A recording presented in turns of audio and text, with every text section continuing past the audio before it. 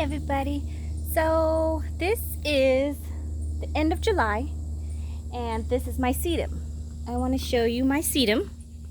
Look how nice it looks. This one looks like it's just starting out. You can see it's fresh, it's green. It looks like broccoli. Doesn't it look like you could eat it? Isn't that how nice and pretty it looks? If you look at it overall, it looks amazing. I mean, long stem, green, luscious. Like the heat doesn't affect it. The bugs doesn't seem to care for it. It just does its thing. Isn't it beautiful? But it literally is taking over like half of my bed over here. So I'm not sure if this is actually a good place for it, considering it's the front part of my house. I feel like it's just overtaking everything. Behind it is a coneflower. I've got like ground cover sedums. I have lavender in the front. I have a rose bush over here and a hydrangea in the back, and then a standard rose tree that I'm training. My question to you is, I think this is autumn joy sedum.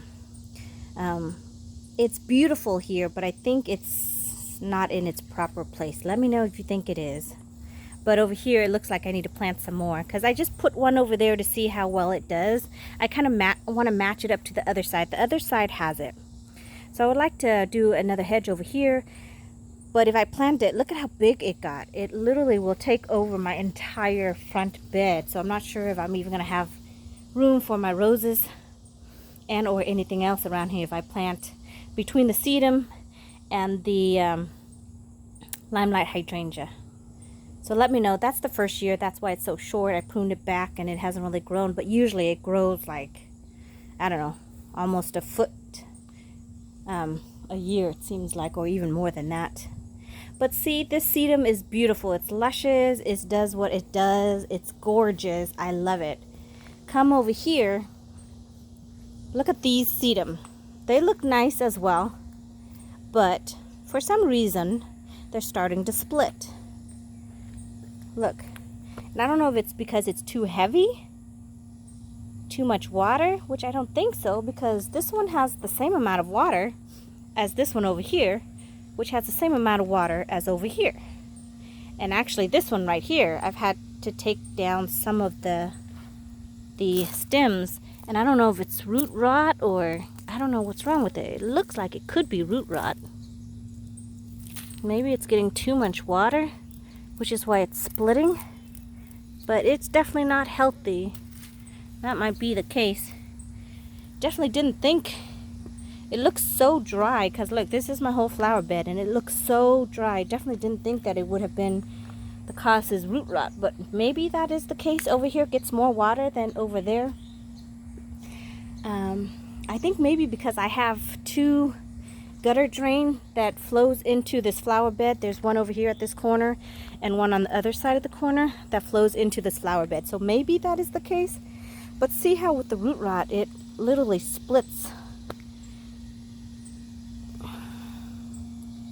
And it's not very pretty when it's split, because if you look at it, I mean, I had to tear some from the ground over here, but see how it just keeps on splitting?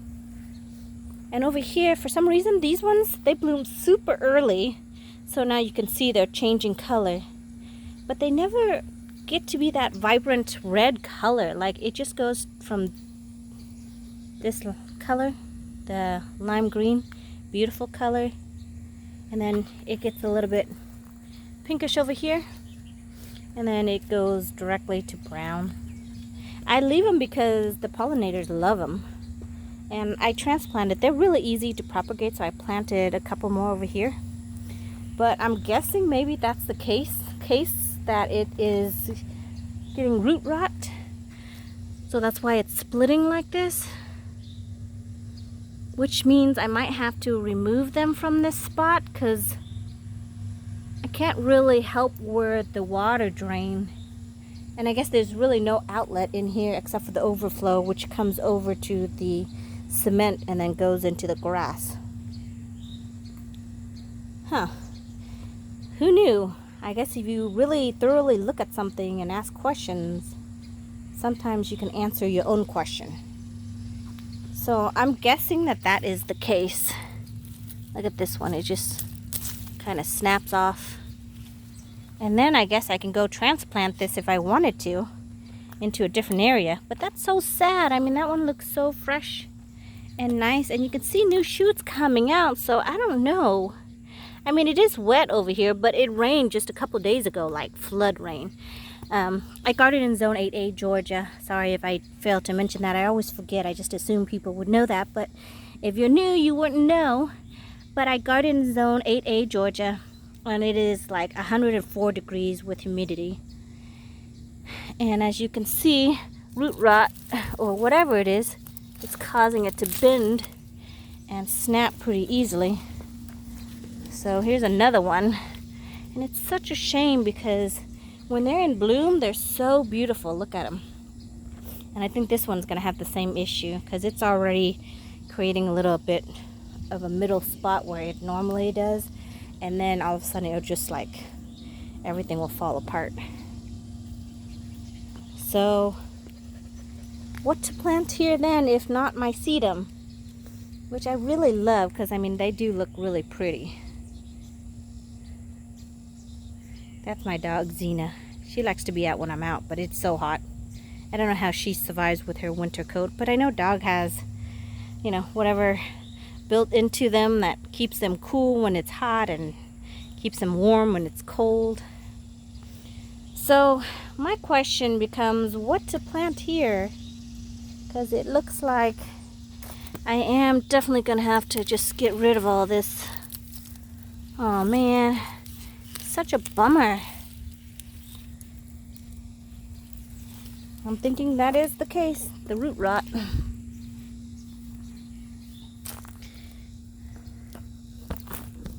See, you guys, we garden and we learn. Sometimes it's not a happy learning process, but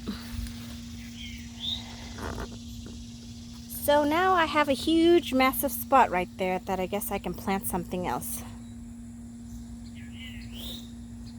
Something that likes water. Only thing I can really think of that likes water is the hardy hibiscus.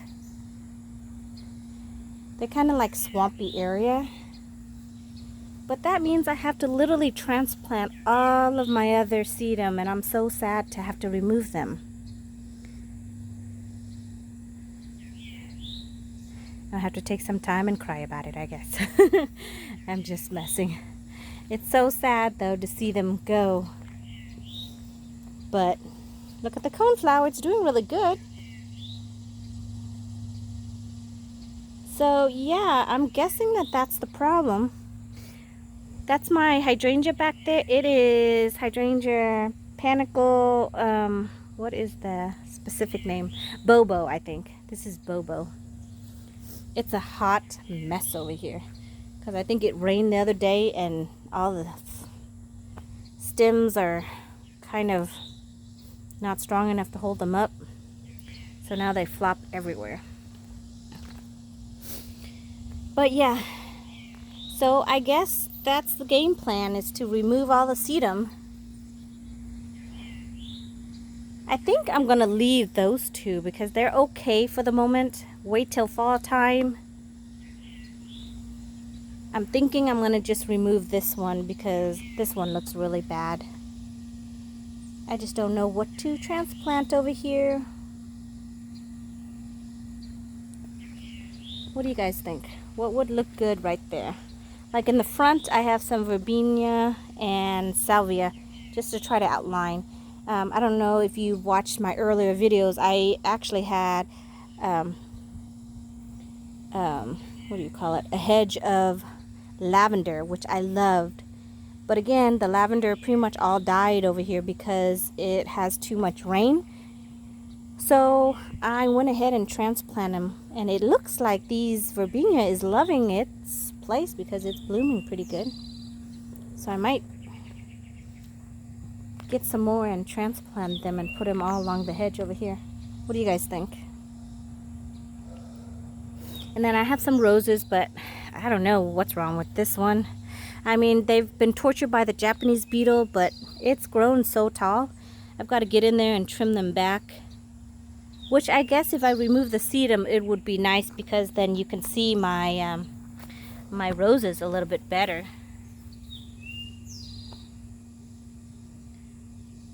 Huh. And then I have, I'm trying to put some coneflower, as you can see here. There's one over here, here, and over here. And hopefully that would just give me a whole bunch of flowers all along the way. Well, let me know what you guys think. I might just leave this hole here for now. And then in a week I'll look on the video to see if anybody has any recommendation what they think I should plant right here and right here, probably all along here, because eventually, like I said, I'm gonna have to remove all the sedum. I hate to remove them now because the pollinators love them, but it's so sad, you guys, to have to remove flowers. And over here, the sedum still looks good, so I'm going to just leave this one here. And I'm thinking this area, because it only has one gutter drainage, which is right here. It doesn't get as much water as the other side. And this one actually just, like, I put brick lining right here, you can see, but the water can still go into the grass pretty easily. Whereas over here, it's cemented in, so there's really nowhere for the water to go out once it sits like right on the edge. Now, of course, if it overflows, it comes over, but otherwise it just sits there and dry. And we've been getting a lot of rain here in Georgia, so. But yeah, I guess I gotta go clean up this mess, see if I can reroot them and plant them somewhere else, I guess. Anyways, that's the sad story of today in my garden. You win some, you lose some, but gotta see what works best for your garden. I hope you guys are having a great night. Again, it is so hot, I am sweating, but I hope to see you in the next one. Take care. Bye. Ooh, wait, before I go, let me show you how big this hydrangea is. This hydrangea panicle. It doesn't, like, you can't really see it do justice in the video cam, but honestly look, here's my arm and there's the panicle.